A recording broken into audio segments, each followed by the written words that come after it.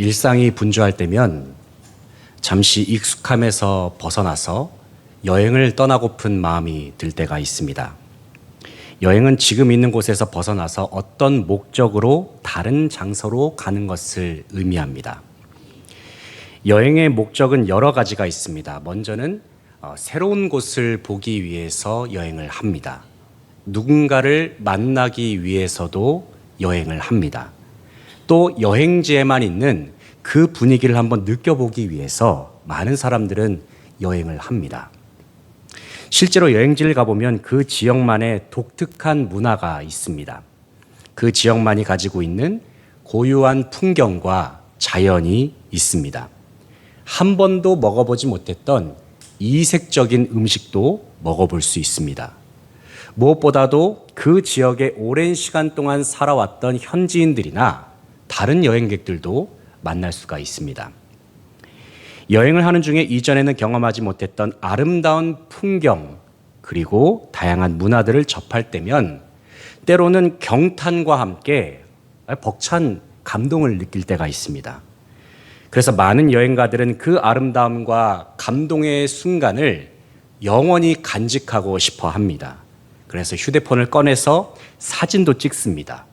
영상도 촬영을 하죠. 그리고 기록으로도 그 순간을 남기기도 합니다. 여행을 다녀오고 나면 많은 사람들은 공통적으로 이런 생각을 한다고 합니다. 그래도 역시 집이 최고지. 그래도 우리나라가 참 좋은 나라구나. 우리나라만큼 좋은 나라가 없구나. 하지만 동시에 여행지에서 보고 경험한 것들은 여전히 깊은 여운으로 남아 있습니다. 그러나 시간이 지나고 나면 여행을 다녀온 기억들이 어느새 점점 희미해집니다.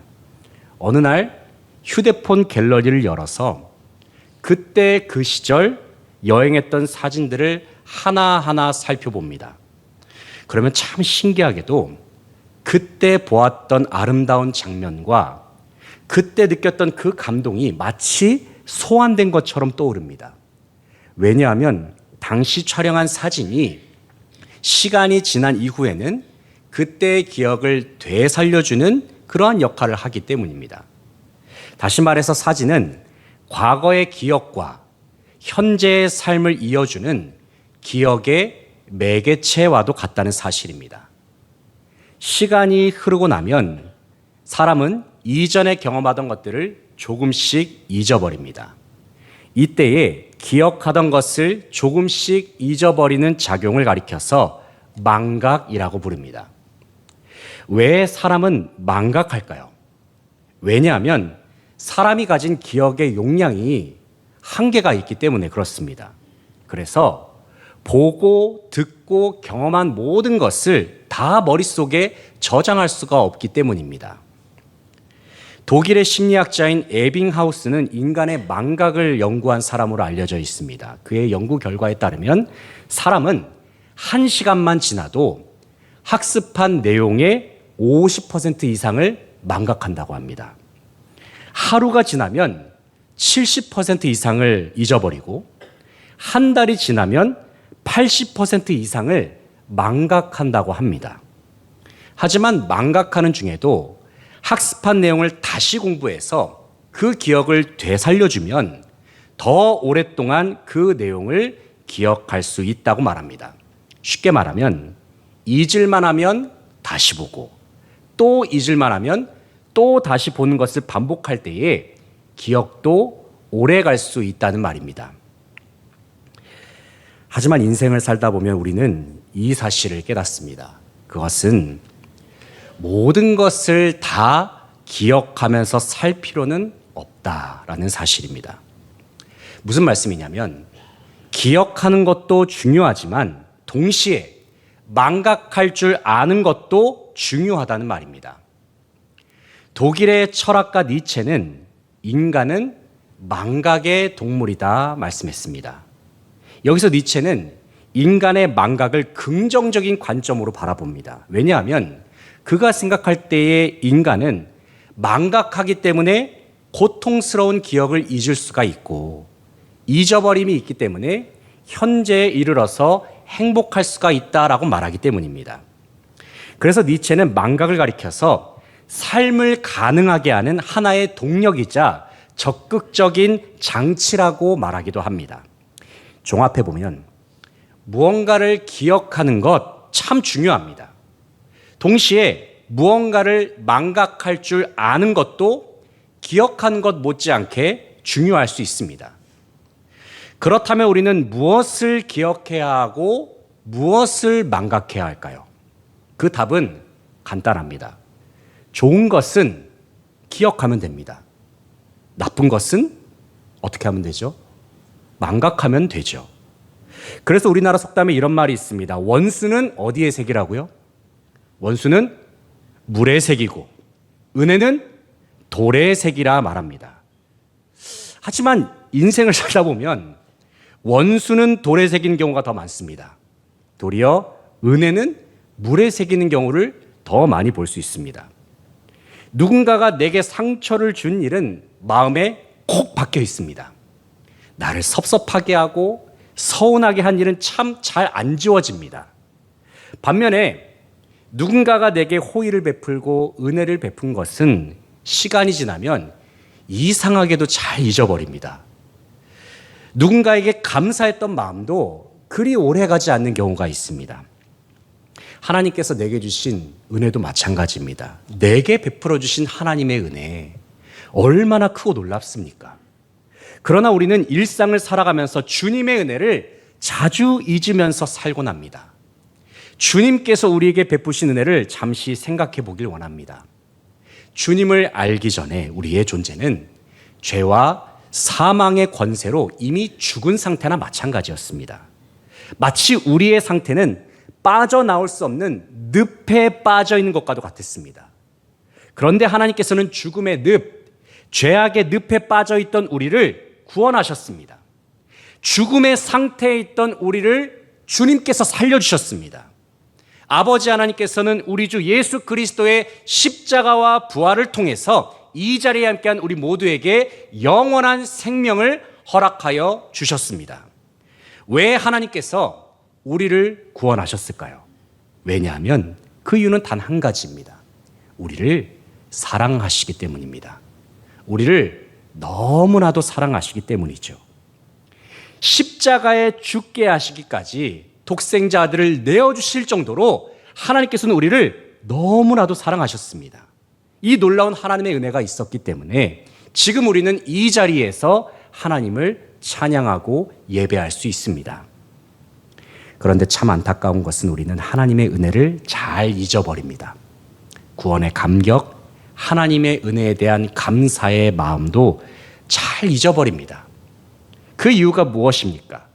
왜냐하면 철학가 니체의 말처럼 인간은 망각의 동물이기 때문입니다.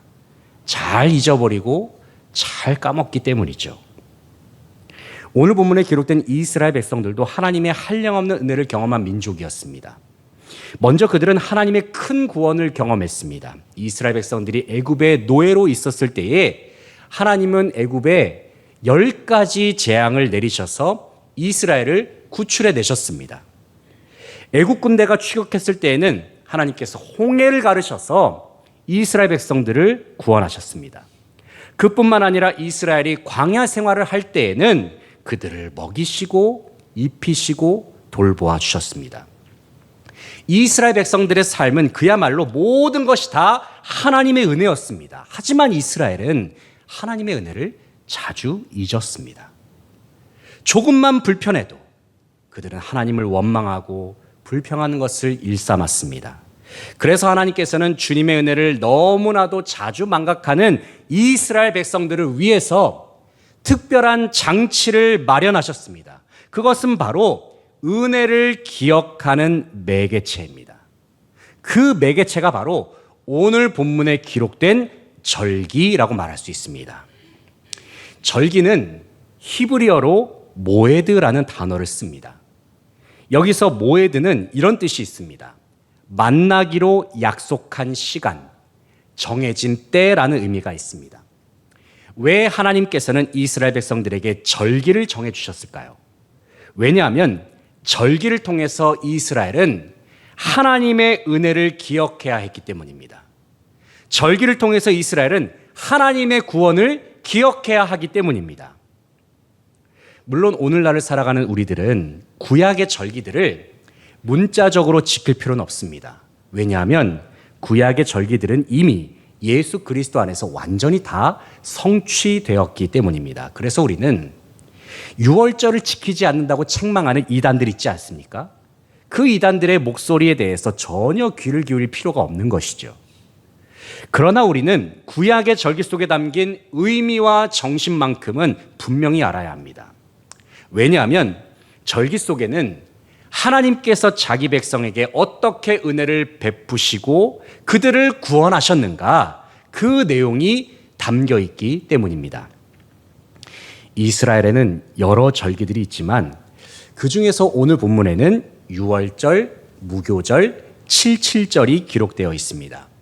이 세 가지는 마치 하나님의 은혜를 다시 기억나게 해주는 기억의 매개체와도 같습니다. 이 시간 유월절, 무교절, 칠칠절 한번 따라서 해볼까요? 유월절, 무교절, 칠칠절. 좋습니다. 이 세 가지 절기 속에 담긴 의미를 살펴보면서 우리의 삶 속에 넘쳐나는 하나님의 은혜를 기억하면서 주님께 감사하는 이 시간이 되기를 소망합니다. 첫째로 유월절은 하나님의 구원을 기억하게 하는 매개체입니다. 하나님의 구원을 기억하게 하는 매개체, 유월절입니다. 16절을 보시면 첫째 달 14째 날은 여호와를 위하여 지킬 유월절이며 말씀하죠. 16절의 말씀처럼 유월절은 첫째 달 14째 날, 히브리 달력으로는 1월 14일 저녁에 지킨 절기입니다. 이날은 하나님께서 이스라엘을 구원하시기 위해서 애굽의 모든 장자를 죽이신 사건과 연관되어 있습니다. 장자 죽음 재앙은 하나님께서 애굽에 내리신 10가지 재앙 중에서 마지막 재앙입니다. 그 전까지 애굽의 바로는 내 백성을 보내라 말씀하신 하나님의 말씀을 완고한 마음으로 거부했습니다. 그러나 장자 죽음의 재앙을 경험했을 때에 애굽의 바로는 마침내 하나님께 항복을 하고 이스라엘 백성들을 풀어줍니다. 놀라운 것은 장자 죽음의 재앙이 애굽에 임했을 때에 애굽의 장자들과 동물의 처음 난 것들만 여호와의 사자에게 죽임을 당했다는 것입니다. 반면에 여호와의 사자는 이스라엘 백성들의 장자는 죽이지 않고 그들이 사는 집은 그냥 넘어갔습니다. 이때 여호와의 사자가 이스라엘의 장자들을 죽이지 않고 그들을 넘어간 사건을 기념하는 절기가 바로 유월절입니다. 여기서 유월이라는 말이 넘어가다라는 의미가 있습니다. 그렇다면 왜 하나님께서는 애굽의 장자들과는 달리 이스라엘 백성들의 장자들은 살려두셨던 것일까요? 왜냐하면 이스라엘 백성들은 자기 집의 문설주에 어린 양의 피를 발라두었기 때문입니다. 이때의 어린 양의 피는 이스라엘의 장자를 대신하여 죽은 피였습니다. 동시에 어린 양의 피는 하나님의 구원의 약속이 있는 피였습니다. 그래서 하나님께서는 이 어린 양의 피를 바른 이스라엘의 집은 그 장자들을 죽이지 않으시고 넘어가셨습니다. 이것이 바로 구원입니다. 그러나 유월절 어린 양의 피가 없는 애굽의 장자들은 죽임을 당하고 말았죠. 그리고 이 일을 계기로 해서 이스라엘은 애굽에서 풀려나서 자유의 몸이 될 수 있었습니다. 유월절은 이스라엘의 장자가 어린 양의 피로 말미암아 죽음을 면한 날을 기념하는 것입니다. 동시에 유월절은 모든 이스라엘 백성들이 애굽의 속박에서 벗어나서 구원을 받은 것을 기념하는 날입니다. 사랑하는 성도 여러분, 이 시간 하나님께서 여러분에게 베푸신 구원을 한번 떠올려 보시기 바랍니다. 우리는 어떻게 구원을 받았습니까? 우리는 어떻게 하나님의 자녀가 되었고 어떻게 우리는 영생을 누리면서 살아가고 있습니까? 바로 유월절 어린 양 되시는 독생자 예수 그리스도께서 저와 여러분을 위하여 십자가에서 보배로운 피를 흘려주셨기 때문입니다. 예수 그리스도의 피가 우리에게 발라져 있기 때문에 우리는 죽지 않고 살아서 지금 이 시간 하나님을 찬송하고 예배할 수 있습니다. 이 시간 유월절을 은혜의 기억 매개체로 삼아서 하나님의 구원을 기억하면서 잃어버린 감사와 감격을 회복할 수 있는 모든 성도들 되시기를 소망합니다. 둘째로 무교절은 내가 예배자임을 기억하게 하는 매개체입니다. 나는 예배자입니다. 이 사실을 기억하는 매개체가 무교절입니다. 17절을 보시면 또 그달 15째 날부터 명절이니 이래 동안 무교병을 먹을 것이며 말씀합니다. 여기서 무교절은 6월절 다음 날이니까 몇 월 며칠입니까? 아까 1월 14일이었으니까요. 1월 15일부터 일주일간 지키는 절기가 무교절입니다. 그렇다면 왜 무교절일까요? 왜냐하면 무교병이라는 빵을 먹으면서 지키는 절기이기 때문입니다. 무교병은 누룩을 넣지 않은 빵입니다. 누룩은 빵 반죽 안에서 퍼져서 빵을 부풀리는 작용을 합니다. 그런데 성경에서 누룩은 영적인 의미로는 주로 나쁜 습성이나 부패함을 의미합니다. 그렇기 때문에 누룩이 없는 무교병을 먹는다는 것은 하나님 앞에서 부패한 죄악을 제거하고 성결한 삶을 살겠다고 다짐하는 의미가 있습니다. 동시에 무교병은 이스라엘이 애굽에서 나왔을 때에 급박하게 나왔음을 상징합니다. 왜냐하면 빵에 누룩을 넣어서 만들어 먹는 것은 시간이 오래 걸리는 일이기 때문입니다. 부풀 때까지 기다려야 하거든요. 실제로 출애굽 당시에 이스라엘 백성들은 간단하게 밀가루와 물만 반죽해서 짧은 시간 내에 그 빵을 구워 먹고 애굽에서 빠져나왔습니다. 밀가루와 물만 반죽한 빵은 맛이 있을 리가 없습니다. 하지만 그래도 이스라엘은 그 빵을 급히 먹고 즉시 애굽에서 빠져나가야 합니다. 왜냐하면 애굽의 바로의 마음이 언제 바뀔지 모르기 때문입니다. 이처럼 무교절은 먼저는 이스라엘 스스로가 성결한 백성임을 기억하는 행위입니다. 동시에 무교절은 하나님의 구원을 기념하는 절기이죠.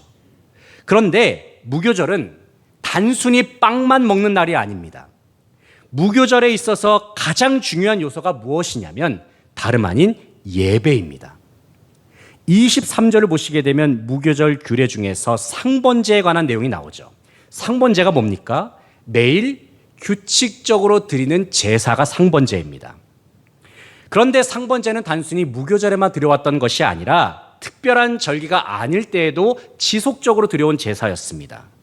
이런 의미를 생각할 때 예배는 특별한 절기만이 아니라 평범한 일상 속에서도 끊임없이 지속되어야 합니다. 부활절, 성탄절, 송구영신 예배 때만 교회에 나가는 것이 아니죠. 매주일, 아니 매일의 삶 속에서 우리는 하나님을 예배하는 것을 멈춰서는 안 됩니다. 그런데 이러한 상번제뿐만이 아니라 18절, 25절 말씀을 보시게 되면 무교절 첫날 그리고 마지막 날에 무엇으로 모이라고 말씀합니까? 어떤 단어가 있죠? 18절과 25절에 성회라는 단어가 있습니다. 성회로 모일 것을 말씀하고 있습니다. 이때 성회는 정규적으로 드리는 예배와는 구분되는 특별한 성회, 오늘날로 말하면은 부흥회와 조금 비슷한 특별한 집회 같은 개념이라고 볼 수 있습니다. 그런데 성회로 모일 때에는 반드시 지켜야 할 것이 있습니다. 그것은 예배에 집중하기 위해서 아무 일도 해서는 안 된다는 것이죠. 왜 아무것도 하지 말라고 말씀하셨을까요? 왜냐하면 다른 것 생각하지 말고 오직 하나님을 예배하는 것에만 온전히 집중하기 위해서입니다. 그렇다면 여러분, 예배는 어떻습니까? 예배란 무엇입니까?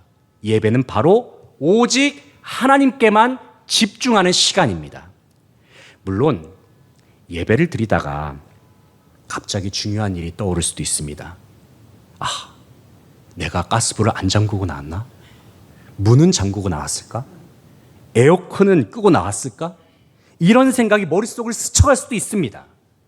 또 예배하는 중에 마음속에서는 근심과 걱정의 마음이 올라와서 내 마음을 어지럽힐 수도 있습니다. 하지만 그럼에도 불구하고 우리는 단 한 번의 예배를 드리더라도 정말로 집중해서 주님 앞에 드릴 수 있어야 합니다. 그 이유가 무엇입니까? 왜냐하면 우리 아버지 하나님은 찬송과 영광을 받으시기에 합당하신 분이시기 때문입니다. 어떻게 보면 예배는 세상적으로 볼 때에는 마치 맛없는 무교병을 먹는 일처럼 보일 수도 있습니다. 하지만 우리는 하나님을 예배하는 이 시간을 이 세상 그 무엇과도 바꿀 수가 없습니다. 왜냐하면 하나님께서 우리를 예배자로 삼아주셨기 때문입니다. 하나님께서 우리를 구원하셔서 하나님의 자녀, 하나님의 백성으로 삼아주셨기 때문입니다.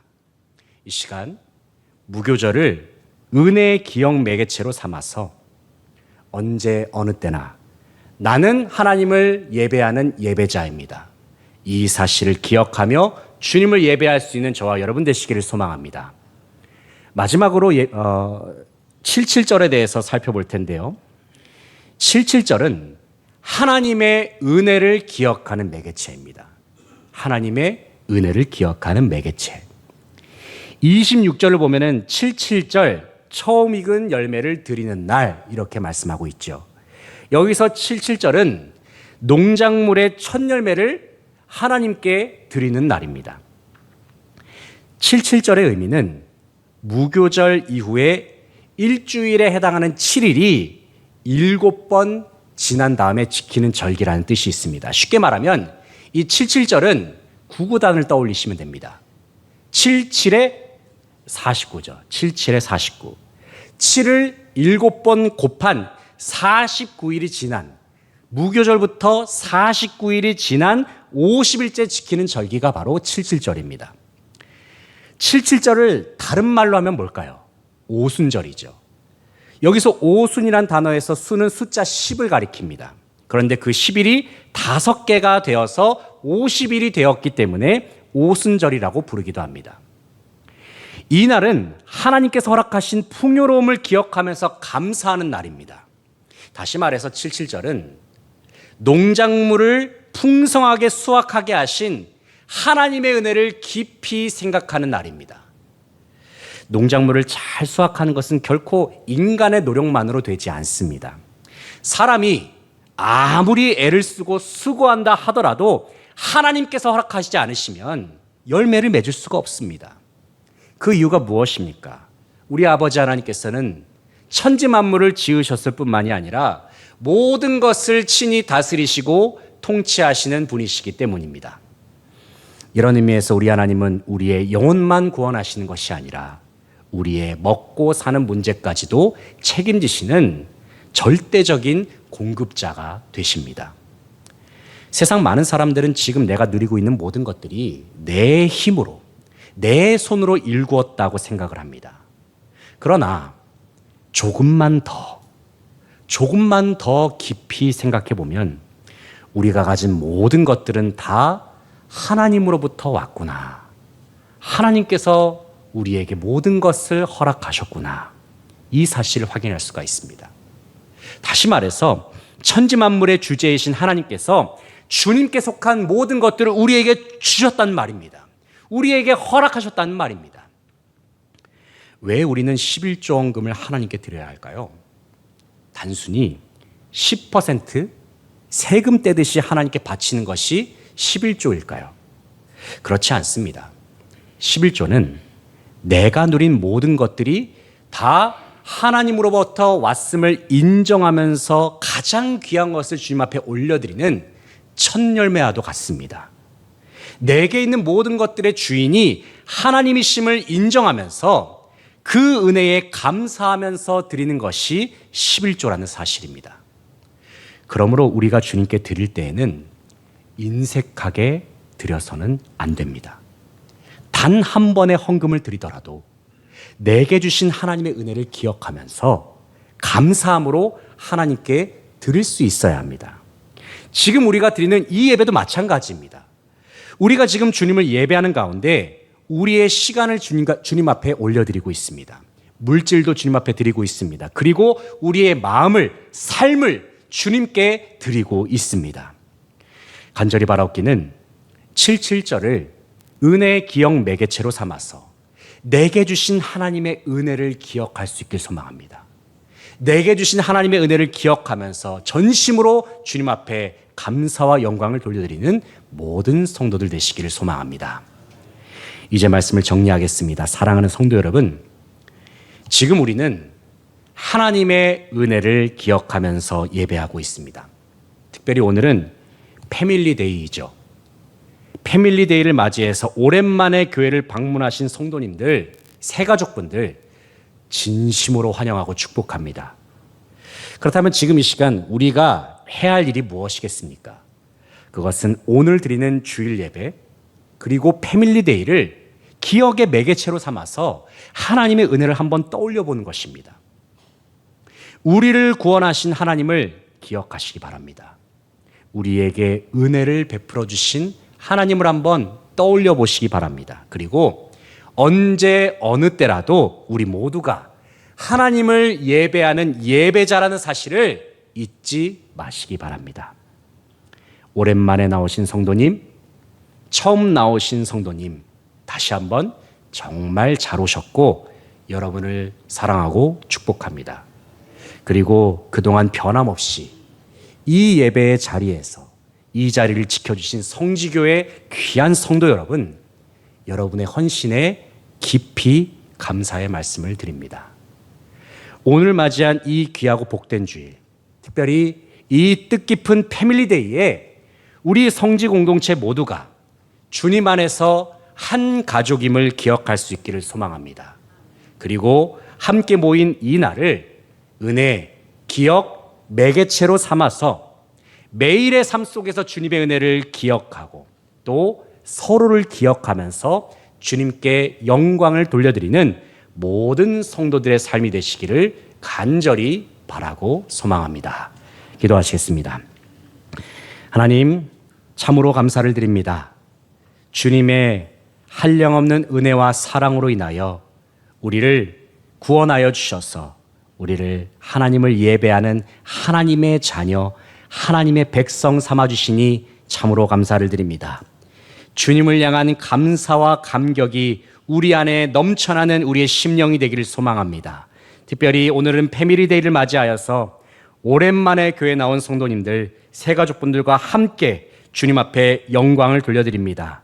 주님, 오늘 드리는 이 예배를 통해서 홀로 영광받아 주시옵소서.